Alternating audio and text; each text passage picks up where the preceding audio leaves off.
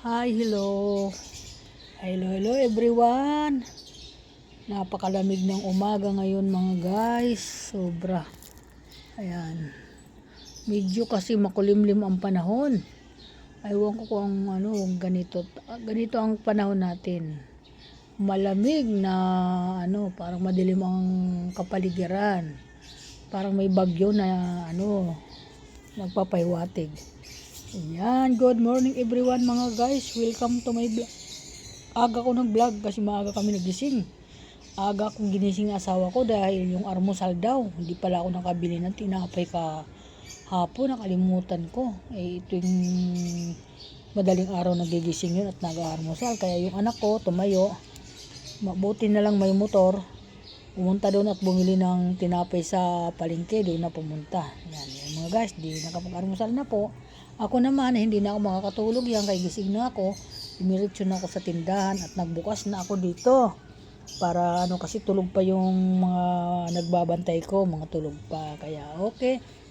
Ako pala ngayon ay araw po ngayon ng 3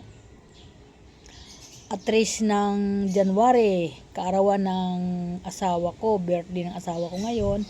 Kaya lang simpleng birthdayhan lang siguro. Hindi na kami nag-invite kasi mga pagod na po kasi kami ng mga nakaraan araw. Pasko, bagong taon. Sobrang pagod na po namin kaya medyo dapat sabi nga sa anak ko na huwag na tayo pahinga na tayo. Sabi ko pagod na tayo eh. Pero hindi pa rin pumayag yung mga anak ko na hindi pa rin siyang pagtuunan ng pansin. Kasi taon-taon naman yung ginagawa nila sa kanya. Kaya iyan, diyan pa rin natulog kagabi yung mga anak ko. At ngayong umaga, madaling araw, nagising kami puro parehas kasi umalis po yung anak ko na si Lani. At magpipick up ata ng mga kanyang mga ititinda. Nagpick up kasama ang kanyang mga tao. Sabi ko. Kaya ayan, wala. Pero sabi niya, hindi naman niya talagang makakalimutan yung birthday ng papa kasi nga nagsabi na kailangan pa rin natin ganapin kahit paano yung birthday ni papa. Ayun, kaya hindi ko pa alam kung anong mangyayari. Update ko na lang po sa inyo mamaya yan, mga guys. Pag oras na ng birthday niya. Kaya ako'y bumabati sa kanya ng happy birthday na malusog.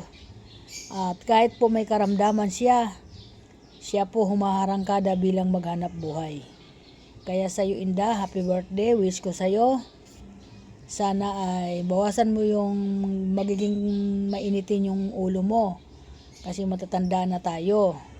Yan po yung aking number 1 na i-wish ko sa birthday mo. Huwag ka masyadong mainit kapag minsan may kausap ka, mainit ang ulo mo. Kahit ganon kasi siyempre hindi rin naman namin masasabi yan kasi siyempre may nararamdaman ka kaya nagiging mainitin ang ulo mo. Kaya bawasan mo yan, matanda na tayo. Kita mo ako, laylo lang ako pag mainit ang ulo ko. Hindi ako nagpapaka ng init ng ulo kasi masama din yun sa kalusugan natin. Tataas yung ating mga karamdaman. Isa din yun na hindi nakakatulong pag lagi tayong high blood. Nakakataas yan ng atin akala mo. Kaya yan, wish ko sa'yo yan, ayaw mo naman magpapigil sa pinsan pahipahinga din, hindi ka lagi magtitinda dahil wala ka naman anak na padididiin kasi lahat naman ng mga anak mo may kanya-kanya na at sa pagkain naman may kakainin naman. Kaya wala akong magagawa kung yan talagang gusto mo mag-exercise. Sabi mo ba nga, exercise yan, pampalakas mo dahil kung hindi ka nagtinda, mahina ka na ngayon. Okay, nandyan na ako. Oh, saan ka galing? Wala nga activity dyan eh. Oh, wala nga. Kala ko umalis kayo. Kami ata, alas 10. Ah, May accident sa uno, nadamay pati yung si... Silvia? Nasa Facebook hindi ba't di bugan si Josie? Oh, ayun na yun, later oh. Hindi patay, kagabi. May patay kagabi. Oo, sa kaso na mismo. Saan? Doon mismo sa kaso Diyan sa uno. Oo, dyan sa uno. Ano nangyari sa Hindi mo kapatid? nakita sa Facebook, nasa Facebook. Hindi pa ako nanonood. Ano nangyari sa kapatid ni Bugil? Nasa ospital pa lang ngayon. Ano tama? Hindi alam nila Jun eh. Nakita ko lang sa Facebook kaninang madaling araw eh. Inoy, ba't nagkaroon ng aksidente dyan? Pajero. Yung, di ba pila-pila yung naglalagay ng Sasakyan, gasolina? oh. Yung mga tricycle motor. Oh. O yung isa umilalim, patay yung isa. Iba sugatan. Diyos ko po, yan ang ayaw ko. Gabi na kasi nagbabiyahe pa sila. Sino? Babalik ba sila, Lani? Oo, nagpunta lang ng Divisoria, nag-pick up kasi ng mga order niya. Ah, Pabalik yun, birthday pa ng papa niya. Sasabihan ko yung truck. Baka mamay, singit yung truck eh. Alam ko umuwi na. Hindi. Babalik yun, nandyan sila, sila lang naman yung mga tao lang umalis. Sila din, Silvian dyan. Nandyan siya, kasi ewan ko, di ko alam kung ano mga lulutuin nila. Hindi ko alam. Ang lalaki ng mga pinatalo ng mga yan. Eh, malang hindi nila kayong talon sila. Eh. Maraming pera yun eh. Talo sila 10 ata eh. Talo? Si Sino nanalo? Emily talo, kundi 5,000 yan, 3,000. Nanalo si Silvia. Swerte Silvia. Datulog ka?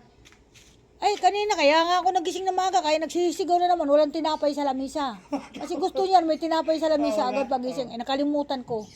Hindi ko na alala talaga yung tinapay na yan. Kaya nagising na ako ng maaga para siya yung mabuti, may motor dyan. Diyan naman yung motor na wala, meron pa. Ay, ano ba yun? Tubig. Oo nga, tubig. O mineral. Oo nga, tubig nga. Oh, Hindi ko alam kung nabayaran, may utang ba ako dito? Mayroon pa, hindi ko alam kung nabayaran. Wala pa ata eh. Mamaya ko na lang. Pataruhin ko nga mamaya. Ayan. Maaga sila umalis kasi, alam mo naman yan sila kahapon dapat ang punta nila doon. Inaharang sa ginawa nila.